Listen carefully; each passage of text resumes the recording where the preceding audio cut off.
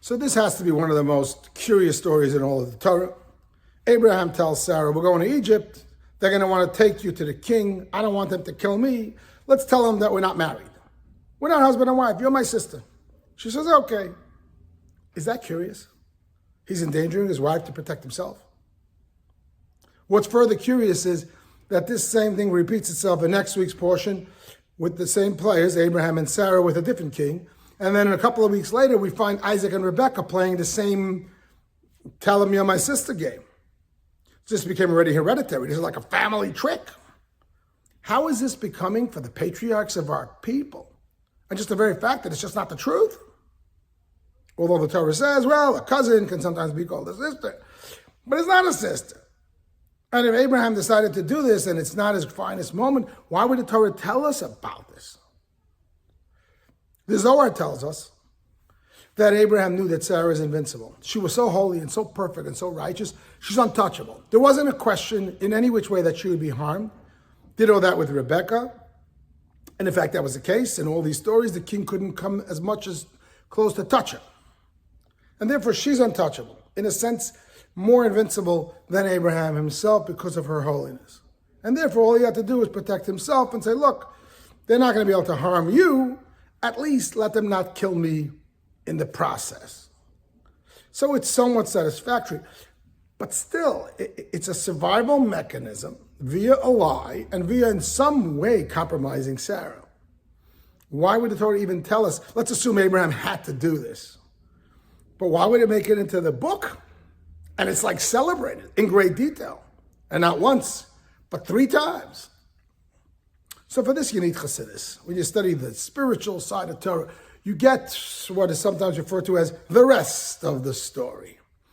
The relationship of the Jewish people to God is sometimes referred to a sister and sometimes a bride. Song of Songs says, Pischili achosi vayati, God says, open up for me, my sister, my bride, or my spouse. And these relationships are very different. Sister-brother relationship is often referred to as a love of water. Husband-wife relationship is often seen as a love of fire. There's a plus and minus in each. The love of water is calm and collected. There's nothing exciting about it. There isn't tremendous passion. You don't see the love taken off. On the other hand, it's very consistent. Pretty much, it's there for life. It's pretty much inseparable. Conversely, the love of fire, it's got its ups and downs like a fire. It's jumping, it's overcoming the gap between 2 people that are essentially strangers, who came together, who couldn't technically separate. But when they overcome that gap, forget about it. That love is extraordinary. It's passionate. There's no love in the world that's comparable to it. So we have these 2 loves. Says the Torah. Generally, God would like us to have the husband-wife relationship. Very often in Torah, God refers to us as his spouse, and that kind of love. Hashem wants our excitement, and the Yiddishkeit, he wants our passion. And yes, it comes through overcoming the distance. Not unlike the husband and wife. The distance in the sense that we don't see Hashem, we often don't feel him, we're not very inspired and righteous, but we overcome it and we feel that connection and we do our mitzvahs with passion, we celebrate Shabbos with joy, we do good acts of charity with commitment. We're in it. It's a fiery love. But then there comes a day when we go down to the proverbial Egypt, as in the story in today's portion, we have a spiritual down for whatever reason. Maybe we have a setback in life, a financial one, an emotional one, whatever it might be, or we're just not in the mood. But there comes a time, if you're breathing, you know what I'm talking about, when I'm not inspired. What should I do now? I'm not in love with you. That's the moment to turn around and say, yeah, I may not be your wife, but I'm your sister. Translate that. The relationship of a Jew to God may not be on fire today, but it's still there, and it's there in an intrinsic fashion. It may be like water, and in the most negative connotation, it may be cold. I feel nothing. I'm doing a mitzvah, and I feel nothing. GMG, gunish mit gunish. But nevertheless, I'm not faking it. I'm not bluffing it. I'm not being untrue to myself. This is my sister. My connection to Hashem is natural. It's inborn. If I feel nothing, it's still my sister. That's the Kabbalah behind this. It says Abraham to Sarah. Abraham represents the relationship of God, having a relationship with us. He says, sometimes we don't feel like a wife. At least tell them you're my sister. You don't feel inspired. You might say Abraham represents Hashem in the relationship. Sarah represents us, the Jewish people. You don't feel like my wife. You're going to Egypt. You're having a fall spiritually, emotionally, what have you. Tell them you're my sister. Translate that to mean that when you go through your proverbial Egypts, your moments of constraint, the Hebrew word Mitzrayim, Egypt, can be read Mitzarim, limitation, constraint, a narrowness, a lack of inspiration. But he's my sister. We're blood. A Jew's connection to God is there whether you're inspired or not, whether you love him or not, whether you feel it or not. We're brothers and sisters. We're mishpucha. You know, what did they say when Fiddler on the Roof came out and there was a lot of celebration about this new play and how wonderful it is?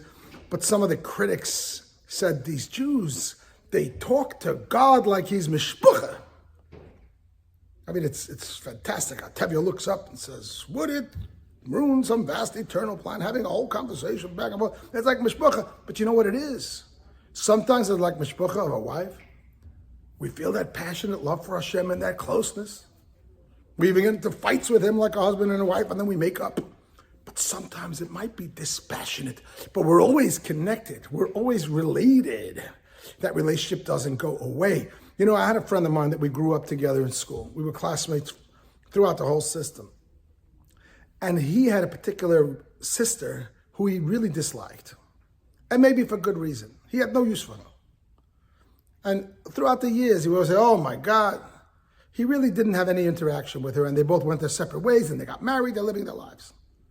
He just said, no use, what have you. And then her family was faced with a serious challenge. It doesn't matter what, but it was serious. Ladies and gentlemen, my friend dropped his entire life, professional life, his own family, gave up 6 months, were basically 24/7 dedicated to his sister's family to pull him out of the problem.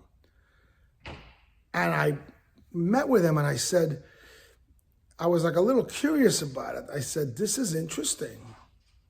And he looked at me incredulously, like he understood the question. Like, why are you suddenly there for her? I mean, I understand you want to help out. Maybe you say some prayers, but you're showing up, you're stopping your whole life on hold because she has a problem. I mean, this sister that you had no use for.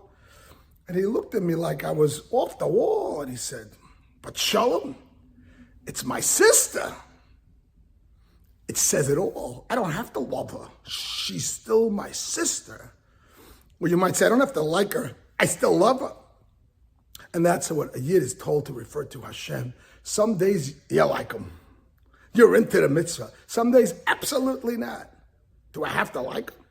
But I love him. We're connected. I'm uninspired. I'm still going to do the mitzvah. Why? What do you mean, why? It's mishpucha. It's mishpucha. It's who we are. Shabbat Shalom.